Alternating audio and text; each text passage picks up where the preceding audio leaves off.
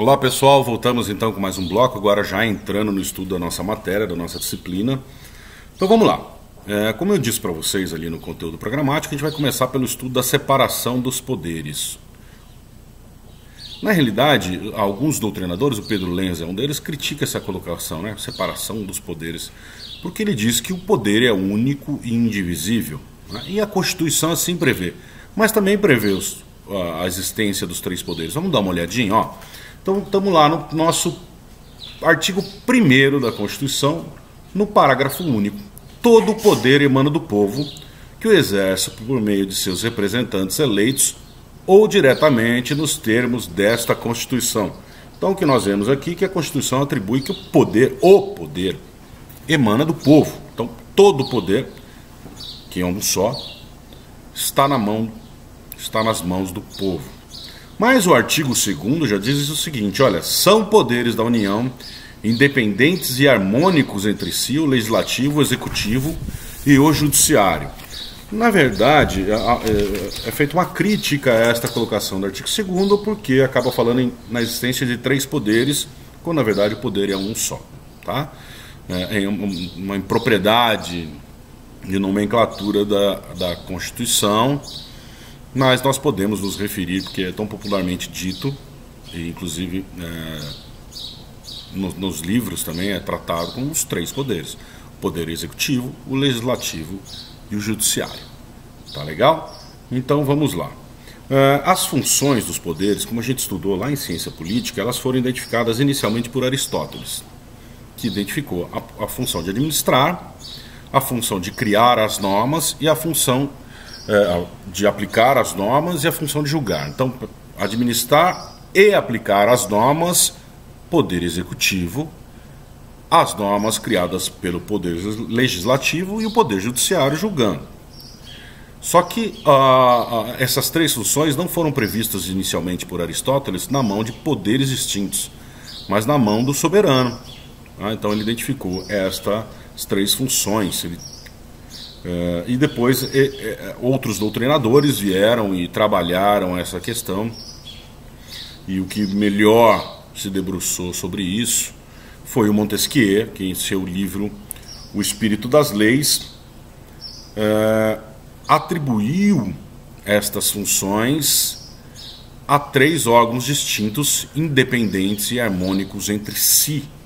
Então Montesquieu dizia o seguinte, olha, é preciso que sejam atribuídos a órgãos distintos, essas três funções distintas, para que eles possam exercer e se fiscalizar de modo a evitar a corrupção.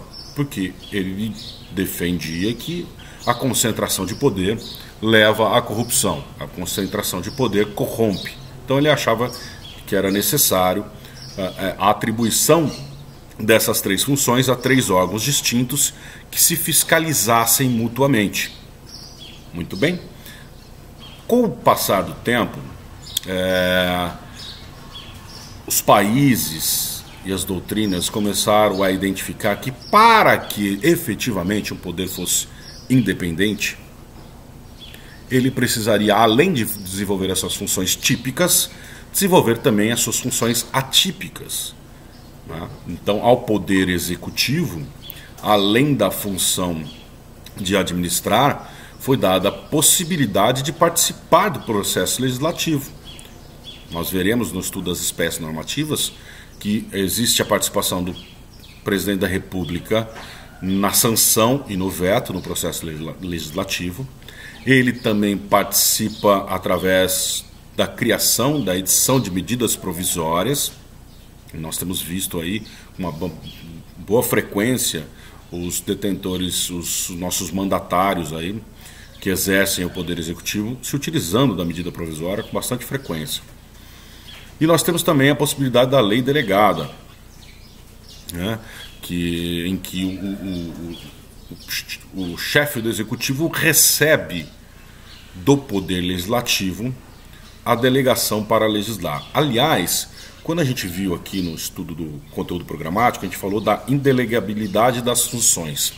E na verdade elas existem. Então os poderes não podem se delegar funções uns para os outros, salvo questão da lei delegada, salvo a possibilidade da delegação por lei delegada, e nós vamos falar com calma sobre isso, como que ela acontece, o que pode ser objeto de lei delegada, não é toda a matéria que pode ser objeto de lei delegada. Muito bem?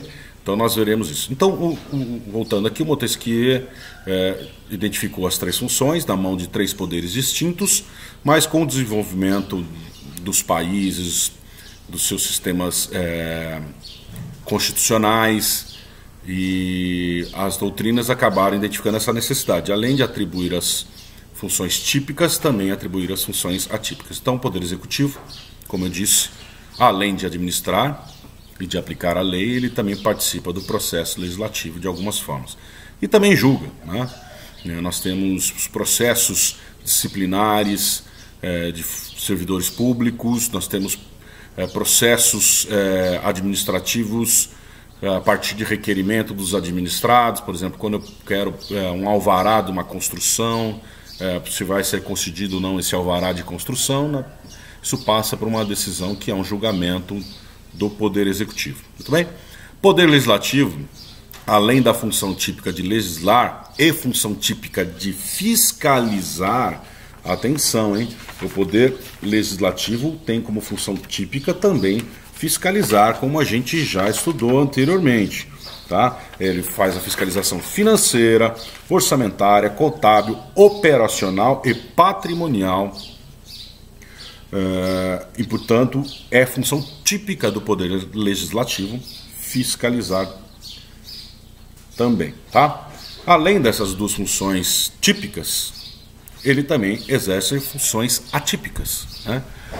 O Poder Legislativo também administra suas casas, administra suas dependências, concede férias aos seus servidores, enfim, adquire material, todas atividades que lhe são atípicas e que são típicas do Poder Executivo. Além disso, ele também julga. Não julga? Nós já sabemos, né? Quem que ele julga, por exemplo? Julga, no caso do Poder Legislativo Federal, o Senado Federal julga o Presidente da República, né? E a Câmara faz o juízo prévio de admissibilidade do processo de impeachment. Ok? Dos ministros do Estado também. Nós vamos ver isso com calma mais para frente. Tá legal? Então, o Poder Legislativo também tem as suas funções atípicas. E o Poder Judiciário? Igualmente, né? O Poder Judiciário tem como função típica a jurisdição, conceder a tutela jurisdicional, julgar aqueles processos que são submetidos à sua análise. Muito bem? Mas ele também tem como funções atípicas administrar as suas dependências, os fóruns, os tribunais, os seus servidores, conceder férias, licença-prêmio, adquirir material, ampliar as suas dependências, enfim. Uma série de atividades que são próprias do Poder Executivo e que lhes são tidas, então, como atividades, funções atípicas. E também legisla o Poder Judiciário, né? Alguns podem dizer o seguinte: olha, professor, ele legisla através da súmula vinculante, através de julgamentos? De certa forma, sim. Através da sua jurisprudência, de certa forma, sim. Mas nós podemos verificar que ele também legisla expedindo normas. Tá? Então, por exemplo, os regimentos internos dos tribunais têm força de lei, né? E são criadas pelos tribunais. Além disso, existem resoluções. Por exemplo, o CNJ emite resoluções, mais recentemente expediu várias resoluções sobre as conciliações que devem ser feitas nos processos. Isso depois foi incorporado no Código de Processo Civil. Mas emite normas, né? E nesse exercício de emitir normas, ele legisla. Muito bem? Tá bom? Então nós vimos aqui que os poderes também os três poderes, aí, que propriamente denominaram de três poderes, além das suas funções típicas, exercem também funções atípicas. Isso nós já tínhamos visto anteriormente. Muito bem? Então vamos lá. Vamos começar o estudo do Poder Legislativo Federal, tá ok? Mas vamos fazer isso no próximo bloco, para que a gente não fique muito extenso esses blocos, tá bom? Então daqui a pouco a gente volta com o estudo do Poder Legislativo Federal. Até daqui a pouco.